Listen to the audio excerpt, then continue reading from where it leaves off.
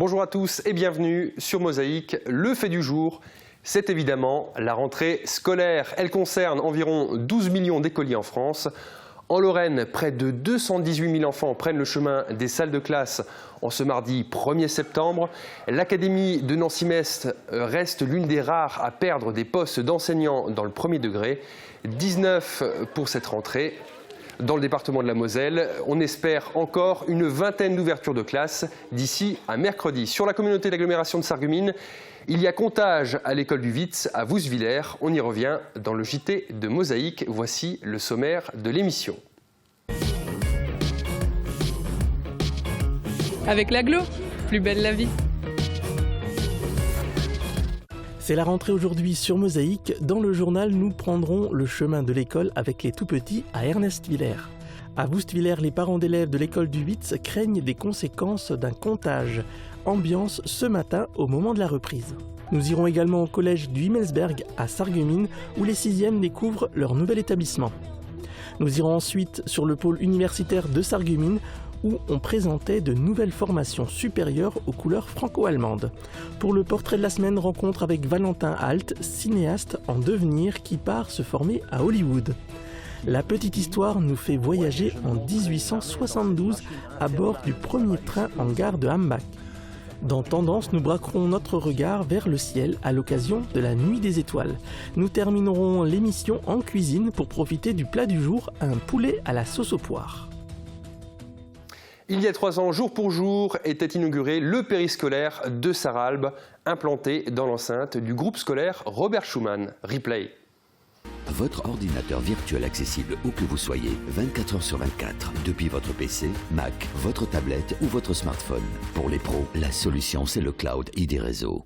Des personnes détenant des fonctions importantes ont pris part à l'inauguration du centre d'accueil périscolaire de Sarralbe. Un équipement dont la construction a coûté près d'1 200 000 € et qui répond à l'évolution des modes de vie actuels. Des changements sociaux qui s'accompagnent de besoins nouveaux en termes d'activités péri- et extrascolaires. Au centre d'accueil périscolaire de Sarralbe, de multiples activités seront proposées. Un accueil des enfants le midi et en soirée, un accueil durant toute la journée le mercredi ou des accueils de loisirs durant les vacances. Baptisé l'île aux copains, le périscolaire de Sarralbe accueille des enfants de 3 à 11 ans scolarisés dans toutes les écoles de Sarralbe. Des navettes gratuites sont assurées en bus pour les élèves des écoles Bellevue et de Rèche. Voici la page météo. 17% des accidents du quotidien ont pour origine le sport. Assurance accident de la vie, la sécurité par tous les temps. Bonjour tout le monde. Pour demain, le ciel sera nuageux mais sans pluie. Les minimales iront de 9 à 12 degrés, les maximales évoluent entre 18 et 21 degrés. Demain, mercredi 2 septembre, nous fêtons les Ingrid. Le soleil nous accompagnera de 6h46 à 20h09. Je vous souhaite à tous une excellente journée et vous retrouve dès demain.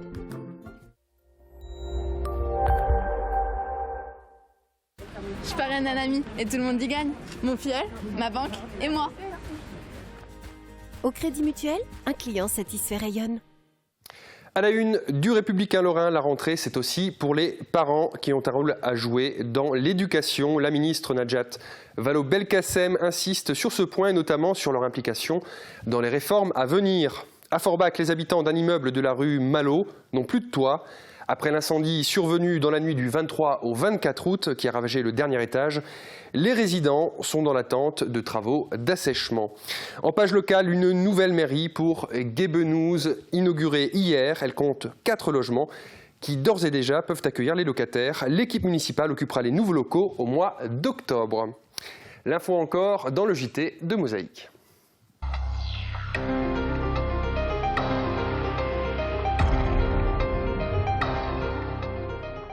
Le comptage va dans le bon sens. À Wouswiller, on attendait 78 enfants à l'école du Witz. Il y en a finalement 83 au premier jour de la rentrée des classes. L'inspecteur d'académie a effectué le comptage ce matin. La 4e classe sera peut-être maintenue. La décision appartient au directeur d'académie. Guillaume Dumonteil était sur place. Ouais, hein, on est nombreux, hein. Vous êtes très nombreux ce matin. 33 élèves exactement dans cette classe de CP CE1 et il en manque encore un. Compte tenu de l'affluence, l'institutrice a dû rajouter un banc. Elle espère, comme beaucoup, pouvoir prochainement faire cours devant moins d'élèves. La classe de CEP, CE1 est beaucoup trop nombreuse. Les classes ne sont pas adaptées non plus à avoir autant d'élèves dans la même classe. Et je dirais pour un CEP, alors qu'il sait encore des petits bouts, il n'arriverait pas à suivre correctement. La maîtresse n'arriverait pas à prendre du temps pour chaque enfant qui pourrait être en difficulté. On est nombreux. Nous on a oublié nos cartables, mais sinon on vient aussi. Effectivement, ce matin, il y avait également beaucoup de personnes dans la cour. Plusieurs dizaines de parents d'élèves se sont une nouvelle fois mobilisés.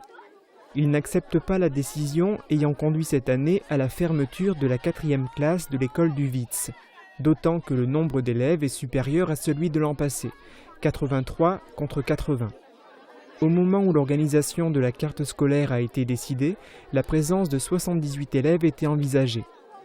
En vue d'une potentielle réouverture de classe, l'inspecteur d'académie s'est déplacé ce matin à l'école pour effectuer un comptage.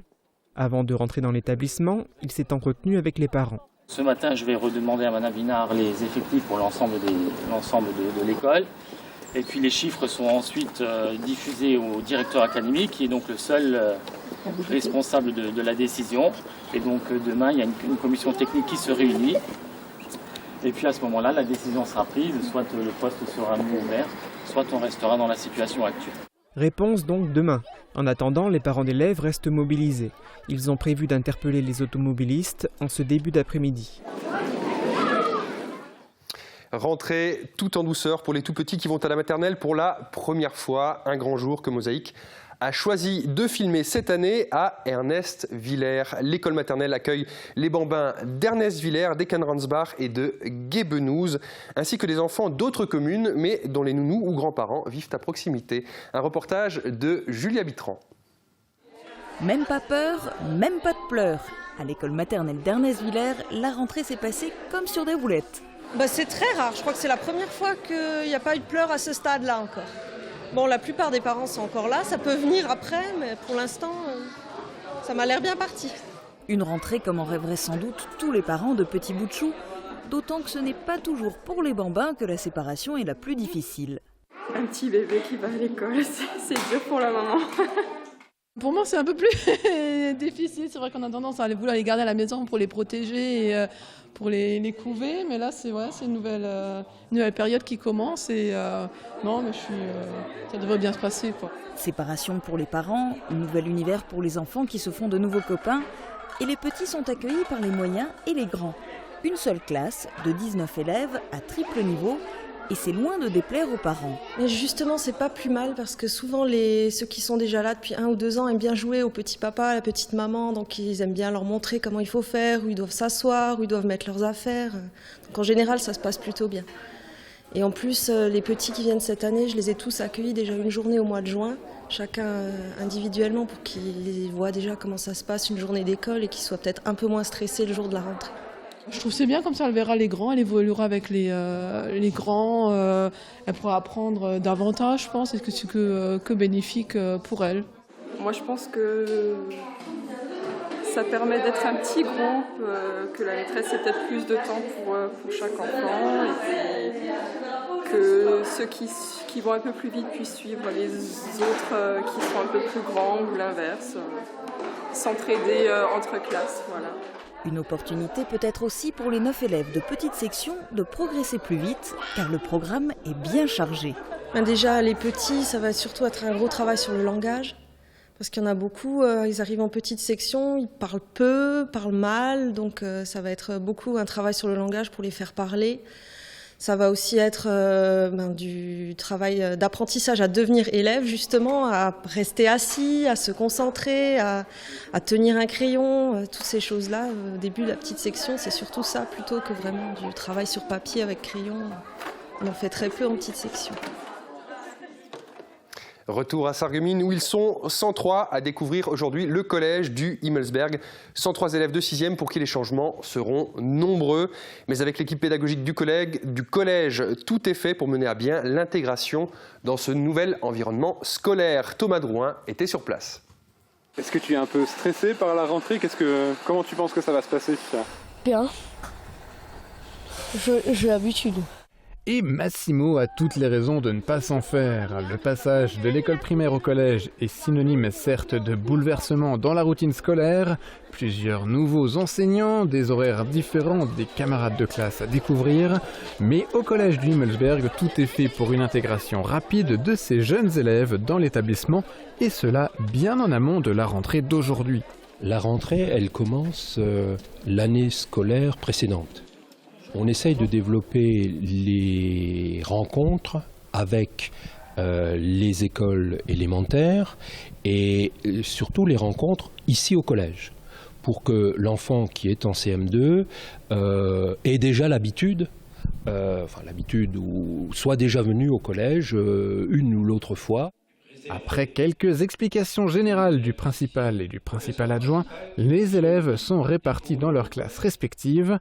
La première journée est entièrement consacrée à la découverte du collège. La distribution de papiers administratifs précède une présentation de l'établissement ainsi que des professeurs et de l'emploi du temps. Une fois les élèves dans les salles de cours, le principal et son adjoint poursuivent la discussion avec les parents. Il faut rassurer les parents et puis leur dire que nous attendons d'eux qu'ils soient partie intégrante de l'équipe éducative au sens large de leur enfant et qu'ils ont un rôle à jouer. Les parents retrouveront leur progéniture en fin d'après-midi après une première journée dans le calme d'un établissement entièrement consacré à l'arrivée de ces nouveaux collégiens. Seuls les 103 élèves de 6e ont été invités à effectuer leur rentrée aujourd'hui. Les plus grands n'arriveront que demain. Écoliers, collégiens ou lycéens, vos prochaines vacances débuteront le 17 octobre dans toute la France. Par contre, il y a du changement à partir des vacances d'hiver puisque l'Académie Nancy-Metz bascule en zone B. Pour les étudiants de l'IFSI, les vacances scolaires ne disparaissent pas mais diminuent un peu. C'est ce qu'ont pu découvrir les nouveaux arrivants de la nouvelle promotion. Ils ont effectué leur pré-rentrée avant d'entamer aujourd'hui une formation de 3 ans à l'Institut de formation en soins infirmiers de Sarreguemines. Guillaume Dumonteil était sur place. L'heure de la rentrée a sonné. Après avoir passé un nouvel été isolé, le squelette de l'IFSI a retrouvé de la compagnie. De nouvelles personnes l'ont découvert dans l'amphi. Ils sont 75, étudiants en première année, à avoir effectué hier leur pré-rentrée. Un nombre en diminution de 5 unités par rapport à l'an passé en raison du nouveau schéma régional des formations sanitaires. La majorité de ces élèves en soins infirmiers vient de Lorraine et principalement de Moselle, mais certains sont originaires de contrées plus éloignées comme l'Aude, le Finistère et même la Guadeloupe. Leurs profils sont variés, il y a des aides-soignants, des bacheliers, d'autres qui ont effectué précédemment un court cursus universitaire ou encore des personnes en reconversion professionnelle. Ils sont tous orientés vers le même objectif, obtenir leur diplôme d'infirmier. Mes attentes, c'est d'acquérir une technique, des connaissances qui vont permettre plus tard d'exercer mon futur métier et d'être compétent et pouvoir soigner les gens de la meilleure manière qui soit. À l'issue des 3 années de formation, les élèves infirmiers qui obtiennent leur diplôme ont leur avenir professionnel assuré, même si au début de leur carrière, ils peuvent vivre une situation précaire en CDD. Des difficultés, certes, mais qui sont transitoires. En général, au bout d'un an et demi, tout le monde a un emploi à peu près stable. Les élèves de l'Institut de formation en soins infirmiers de Sarreguemines ont la chance d'avoir de gros recruteurs avec les hôpitaux de la cité faïencière. De plus, compte tenu de la proximité avec l'Allemagne, les étudiants qui maîtrisent la langue de Goethe, notamment le vocabulaire utilisé dans leur profession, pourront exercer leur métier chez nos voisins qui connaissent une panne démographique. Afin de faciliter leur insertion professionnelle en Allemagne, l'IFSI a mis en place une unité d'enseignement facultative. Elle sera proposée cette année à un petit nombre d'élèves en première et en seconde année. L'IFSI de Sarreguemines qui attend par ailleurs la construction d'un nouveau bâtiment. L'annonce a été faite fin juillet par Jean-Claude Cunat lors de la remise des diplômes. Pour terminer avec ce JT de rentrée scolaire, direction le pôle universitaire où les responsables des formations supérieures se retrouvent habituellement pour présenter les différents cursus. Il y a des nouveautés cette année, notamment des parcours orientés vers le transfrontalier. Explication de Thomas Drouin. Lors de la conférence de presse annuelle sur les formations post-bac à Sarreguemines, les nouveautés de l'année sont habituellement mises à l'honneur. Cette année, 2 nouvelles formations font leur apparition dans la ville. L'une est proposée par le lycée Henri Nominé pour obtenir en alternance un brevet de technicien supérieur en négociation et relations clients franco-allemand. L'autre concerne la faculté de droit qui ouvre un master 2 consacré aux collectivités territoriales et à la coopération transfrontalière. Toutefois, les 2 responsables de ces formations étant absents, mais excusés, ce sont leurs homologues qui animent la discussion. En premier lieu, une quasi nouvelle tête, Xavier Gaillard, nouveau chef du département gestion administrative et commerciale des organisations, GACO pour les initiés.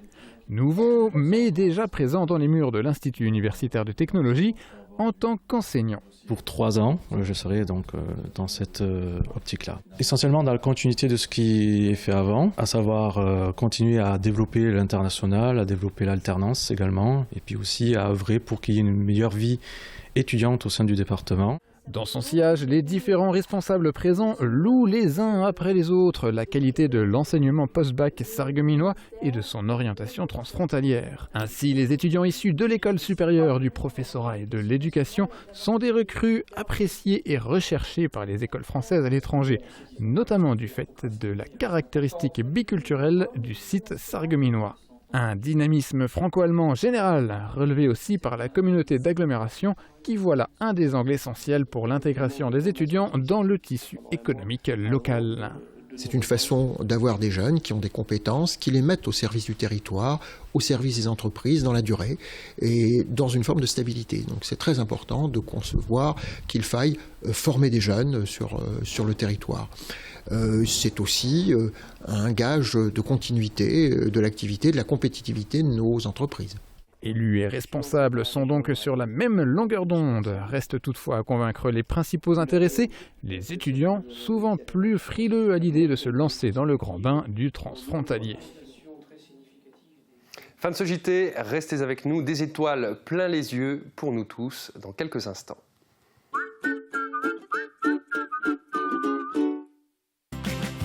Pour une rentrée réussie, Majuscule Sarreguemines vous propose un très large choix de marques en papeterie et aussi en sac. Eastpak, Quicksilver, DDP, Tans. Et pour les jeunes branchés, Little Marcel, Astérix, Ben et Watibi. Des gammes complètes pour un vaste choix.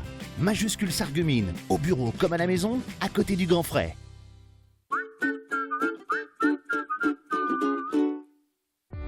« 150 véhicules à votre service. AVS. Notre métier, vous accompagner. Plus de sport sur Mosaïque, retrouvez-nous en direct de Bissheim dans le Haut-Rhin pour la 3e journée de championnat de CFA2. Le SFC aura à cœur de décrocher sa première victoire de la saison. Ne manquez pas la rencontre samedi à 18h en direct sur Mosaïque. L'Amérique, il va la voir dans moins d'un mois. Le portrait de la semaine met à l'honneur un cinéaste en devenir, prêt à franchir l'Atlantique. Au départ de Sarreguemines, rencontre avec Valentin Alt, un perfectionniste pour qui l'image cinématographique la plus juste est une quête perpétuelle. Regardez. Se balader avec Valentin Alt, c'est avoir la certitude qu'à un moment ou un autre, il vous arrêtera pour vous dire « quelle belle lumière » et il prendra une photo. Depuis qu'il a 14 ans, ce Sarregueminois n'a de cesse de fabriquer des images. En 7 ans de pratique, il a réalisé une dizaine de courts-métrages, pris part à plusieurs documentaires. Je me suis rendu compte au début que mes images étaient mauvaises, tout simplement. Et la question que je me posais était comment est-ce que je peux améliorer la qualité de ces images. Et donc là, j'ai vraiment découvert tous les domaines de l'image, donc déjà en premier lieu l'éclairage, le cadrage, donc tout ce qui est composition de l'image, ainsi aussi que tout ce qui touche au niveau des couleurs en post-production, qu'est l'étalonnage. Et à partir de là, je me suis dit, finalement, je ne suis pas réalisateur, mais plutôt directeur de la photographie. Dans la nature, tout est ombre, qui n'est pas dans la lumière. Cette phrase de l'architecte japonais Tadao Ando fait écho dans l'esprit quand s'ouvre la discussion avec Valentin Alt. Chez lui, la lumière apparaît comme une quête philosophique. La technique est une partie du boulot, mais c'est avant tout un métier artistique. Si un réalisateur devait choisir un chef opérateur ou un autre, le film sera totalement différent parce que le point de vue est totalement différent. Valentin Alt, fils de Pierre Alt, réalisateur sarregueminois, auteur de fiction et de documentaires, et qui a fait bien plus que de créer une filiation. Les deux hommes partagent aussi une passion que les seuls liens du sang ne suffisent à expliquer. Dans les faits, la fabrique du 7e art rapproche les hommes car elle les amène à échanger, et plus étroitement encore, le réalisateur et le directeur de la photographie qui discutent d'une vision esthétique du film. Le cinéma est codé par des standards, il faut quand même maîtriser certaines techniques parce qu'il y a des processus qui sont très structurés. Et donc le meilleur moyen de maîtriser ces clés essentielles, c'est soit une école ou soit des formations. Moi j'ai choisi la voie de la formation, donc je vais me former dans un centre de formation à Hollywood, à Los Angeles. À Hollywood, au sein de l'Institut global de cinématographie ou de la Société américaine de cinéma, Valentin apprendra auprès des directeurs de la photographie aussi prestigieux qu'expérimentés. Son objectif est de s'implanter un jour à Londres pour y vivre son rêve, travailler pour de grosses sociétés de production qui lui permettront d'aller au bout de son art.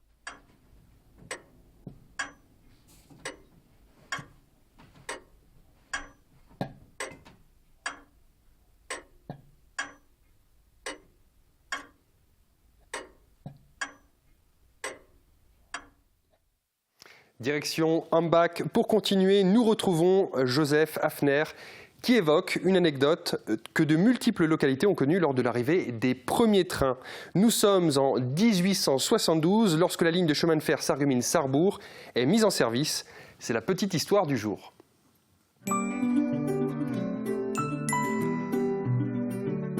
FBS, du bon temps par tous les temps.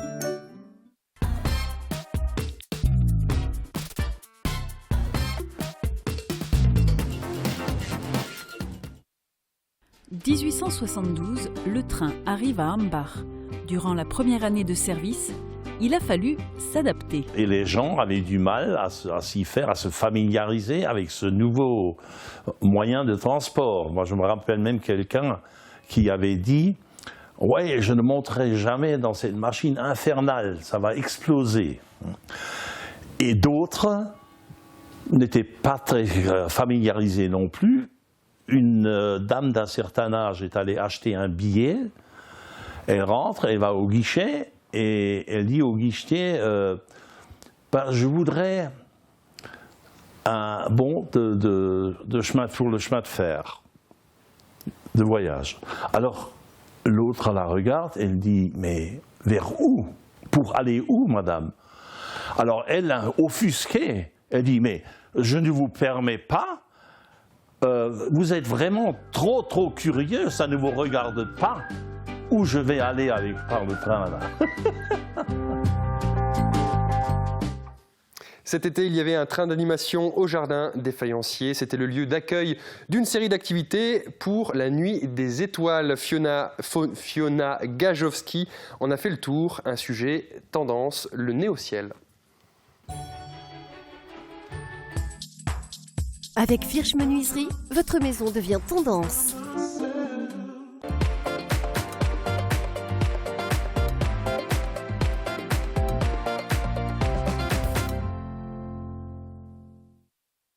La Nuit des Étoiles est une manifestation nationale à laquelle nous participons avec l'association Sirius, le musée des Faïenciers, le club d'astronomie Polaris de Frémin-Merlebach, également l'association d'astronomie Les Randonneurs Célestes de Villefardin. Le but de ces Nuits des Étoiles, c'est de faire partager et de faire découvrir le ciel au public.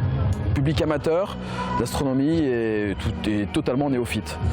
Alors la Nuit des Étoiles se passe au mois d'août, tout simplement parce que c'est la meilleure année pour observer les étoiles filantes.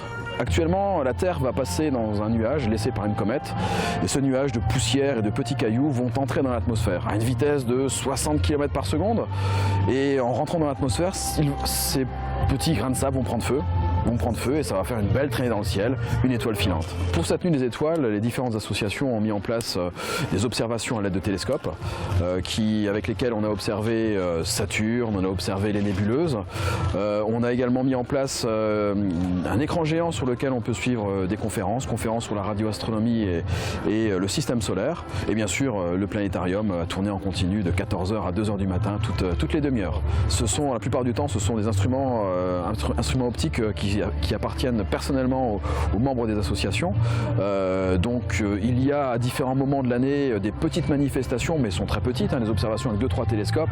Là ici à Sarreguemines, la Nuit des Étoiles commence à être une manifestation très grande et vous avez plus d'une quinzaine de télescopes qui est présente, donc c'est superbe. Chaque personne ici est là pour faire partager sa passion. Il n'y a que des passionnés qui sont ici, une trentaine de bénévoles, et on prend un plaisir fou à partager notre passion. On termine cette émission en cuisine. Le plat de la semaine, c'est du poulet avec une sauce aux poires. Bon appétit! Belle et fonctionnelle, les cuisines Aviva présentent entrée plat dessert. Aviva, la cuisine qui vous va.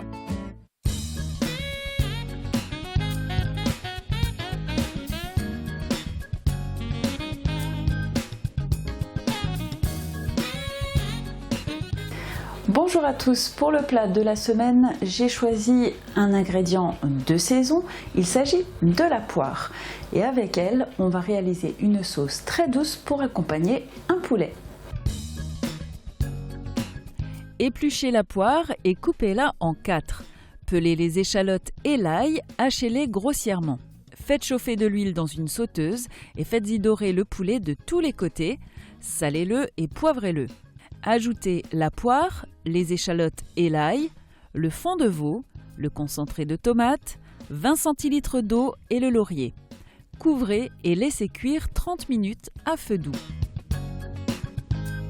Lorsque le poulet est cuit, ôtez le laurier, réservez le poulet, mettez la sauce dans un récipient haut et versez le madère dans la sauteuse et grattez avec une spatule.